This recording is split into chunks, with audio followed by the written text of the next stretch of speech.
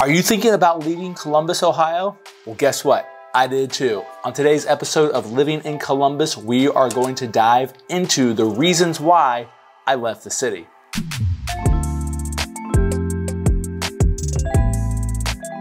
Hey everyone, my name is Brad Winter. If this is your first time to the channel, welcome. If you've been here before, welcome back. Go ahead and tap on that subscribe button, give us a like, drop a comment, click the bell, because we want to notify everyone when we drop one of these videos about living in Columbus, Ohio, or the surrounding areas. Now, I am also a licensed real estate agent in the state of Ohio, and as much as I love doing these videos for you guys, I would love nothing more to help you with your real estate needs. So give me a call, shoot me a text, fire off an email, because I'm gonna have your back when it comes to all things real estate related. Now let's dive into this episode of the 5 reasons why I left the city of Columbus.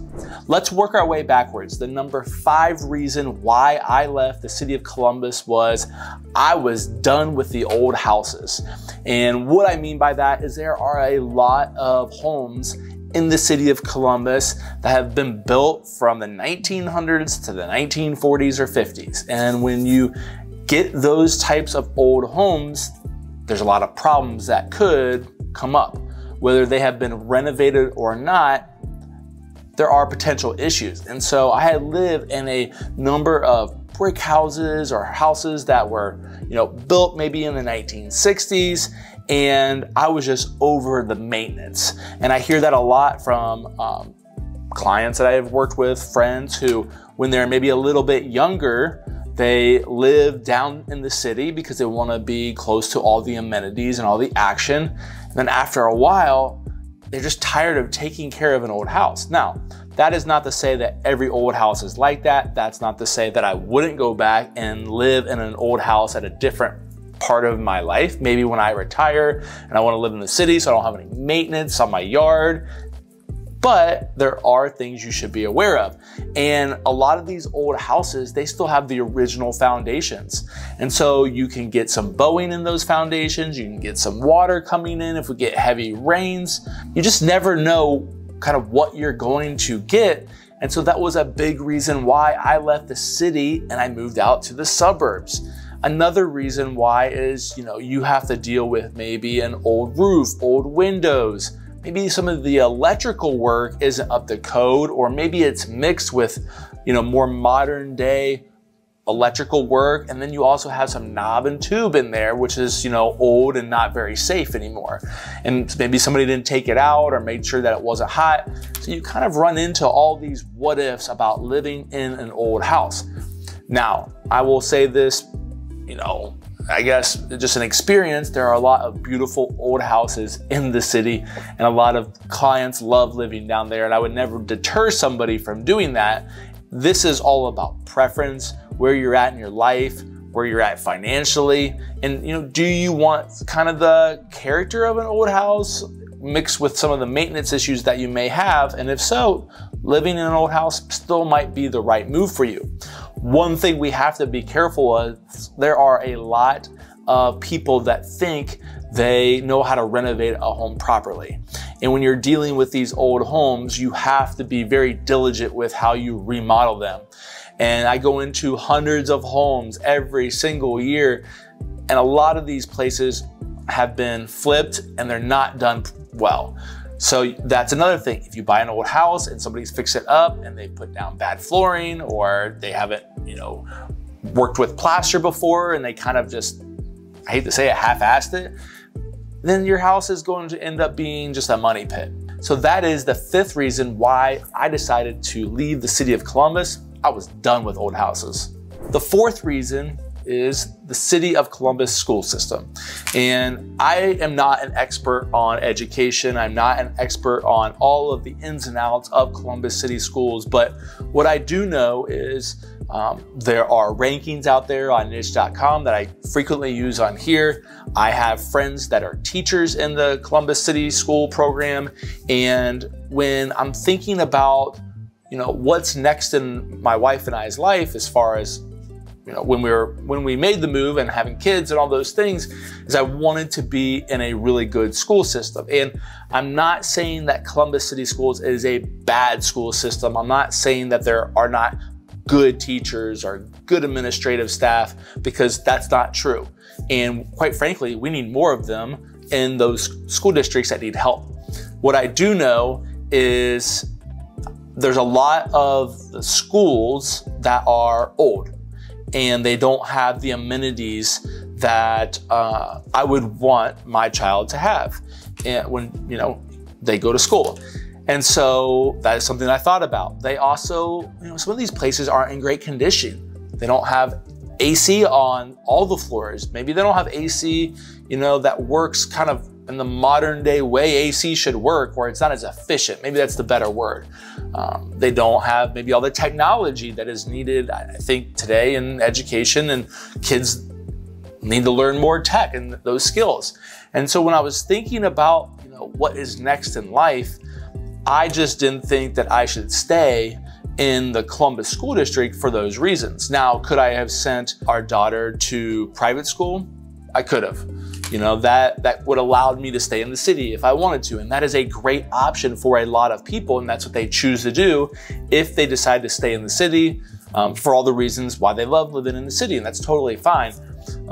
My wife and I just decided we didn't want to send our daughter to private school, and we wanted to put her in a really great school system. And so that is a reason why we decided to leave. So when thinking about what's next in your life, take that into consideration.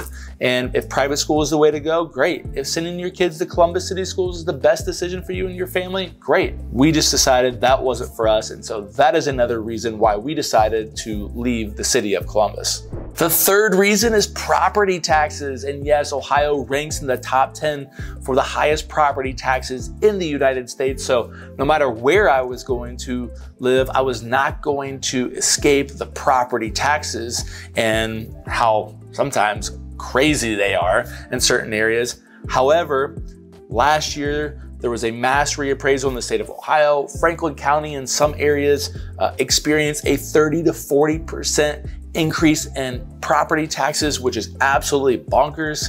And when you think about all those things, what are you getting for the tax that you're paying? And that is something that, again, we talked about when we were making a move, is where is the best bang for your buck? And living in Columbus and paying high property taxes on our home, it didn't kind of make sense.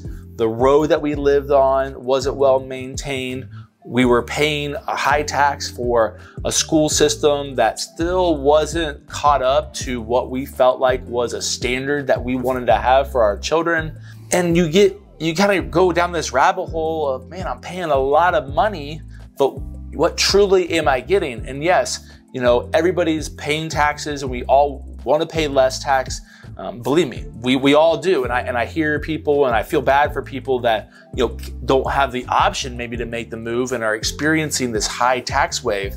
But when we started looking at different areas, we knew we were going to have to pay high taxes, but we just really wrote down of like, what are you getting for the taxes that you pay? And that's something that we really looked at. So reason number 3 was definitely property taxes and taking into all the things that makes up. Number 2 was crime. And I hate to say that, it breaks my heart, but living in any city in the entire world, it's just natural that there are going to be more than likely more crime in the city than outside the city. And we can go down the rabbit hole of all the reasons why that is.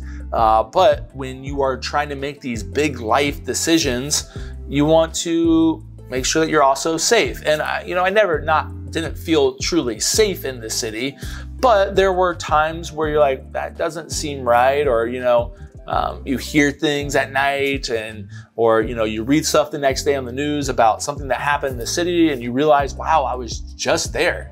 I was just in that area. And that can happen anywhere, I know that. But when I was looking at kind of this situation that we were in on why we were going to make a move, in 2023, that was the 3rd deadliest year in the history of Columbus.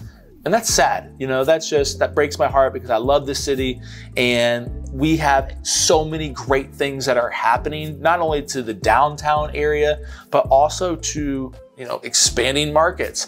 And the one thing that I don't want people to think is that Columbus isn't a place that they should come live, because I still think they are. And yes, we have our problems like any other city in the country. And I hope that the powers to be, as time moves on, they just figure out how to kind of eliminate the path that we were on in 2023 and make things better. We are, if you do the rankings, we're my notes are saying the 86th most dangerous city in the US out of 302, so we're up there, I guess. I don't know if you think that we're up there or not, but, but Columbus in the state of Ohio is definitely considered the safest out of kind of the 6 major cities in Ohio. So again, Columbus isn't, I'm going to put this in air quotes. I don't think Columbus is a place where people should not come to live, because I totally believe that. But I'm all about being transparent on this channel, because if somebody's thinking about making a move, you never know what's important to them. And so I feel like it's my duty to bring these things up. One thing to remember is, as in any city that you live in, there are certain areas that have more crime than others. And so what I tell future clients is look on, I think it's called Security Gauge, and it actually show a map of any area, really in the country, and the crime rate and of different crimes. So when you pull up the map of Columbus, you will see that there are certain pockets that are not great. And those areas, if you are worried about crime, you should obviously avoid and go to areas where there's less. Now, what is crime? Crime, obviously we have homicides, we have assaults, there's robberies, there's misdemeanor stuff, there's break-ins. So you just have to kind of like sort through things, and so you can kind of see where that type of stuff is happening, because I think that'll also play a role in where you decide to settle. Another thing is, we don't talk politics on this channel. I don't want to do that, but I will say politics does play a big role in this. Whether it's a Republican or a Democrat, or they both can't figure it out, whatever it is, politics do play a role in the different programs that are available, how the courts view things, what is the role of the police, and do we have enough police? Do we have too much police? There's all these decisions that have to be made. And so until our local politics can figure it out, then we could possibly see this kind of trend happening still. So something to think about is crime. The number one reason why we left the city of Columbus was we wanted to go to the suburbs. Why else?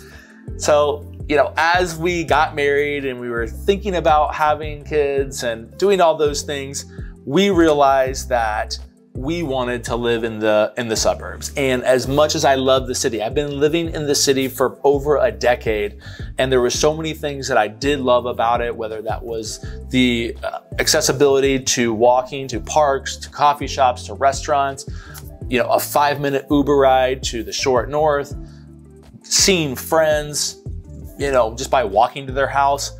Those were all the things that I did love about living in the city. But for the next stage of life, it was time to move on. The number one reason people have been leaving the city since the 1970s is the expansion of the suburbs here in Columbus. At one time, it was just the city of Columbus, and then you had these little farm towns that made up Hilliard and Powell and New Albany. They weren't these sprawling areas that they are now. And so it just goes along with my love, interest, and development. And as the city grows up and a lot of great things happen, it also grows out. And that's something that we decided that we wanted to embark on. And, as we moved through this list, we looked at schools, we looked at the amenities, we looked at the property taxes, we looked at the age of the homes, all the things that I just listed. We sat down, we wrote out, and we decided that we were at the point in our life where we were ready to make a move. We were kind of over all the things that I just mentioned, or, was getting over those. And so it was time for a new journey. And while I love the city of Columbus, I encourage people to go down there. I love when people want to live down there. From us personally, it was the time to move on, and we are so excited to where we live now. And maybe one day when I'm older and I want to be retired and the kids are off doing their thing, maybe one day we'll go back to living in the city and enjoying all the amenities that we once experienced when we were younger. If you are thinking about making a move to Columbus, if you're already relocating, you've already lived here and you want to learn more about our wonderful city and suburbs, and you're thinking about making a real estate play, make sure you give me a call, shoot me a text, fire off an email, do whatever you need to do, because I'm gonna have your back when it comes to all things real estate related. And thank you again for tuning in to another episode of Living in Columbus. I'll catch you on the next one.